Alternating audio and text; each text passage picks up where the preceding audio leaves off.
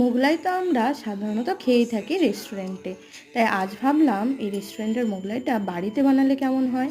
তো সেই মতো আজকে বাড়িতেই মোগলাই বানানোর চেষ্টা করা হয়েছিল। তো প্রথমেই আমরা টোস্টগুলোকে গুঁড়ো করে নিয়েছিলাম আর পেস্ট করে নিয়েছিলাম একটা পেঁয়াজ, আদা, রসুন, কাঁচা লঙ্কার। এর মধ্যে দিয়ে দিয়েছিলাম হলুদ, লঙ্কা, জিরে এবং ধনে আর সামান্য পরিমাণে নুন। তারপর এই টোস্টের গুঁড়োটাই মশলার সাথে ভালো করে মিশিয়ে নিলেই হয়ে গেল মোগলাইয়ের পুর। এরপর এই ভাজা মশলাটার সঙ্গে কিছু বাদাম মিশিয়ে দিয়েছিলাম, দিয়ে এই ভাজা মশলাটা দিয়ে একটা ডিম ফিটিয়ে ভালো করে বানিয়ে নিয়েছিলাম মোগলাইয়ের পুর।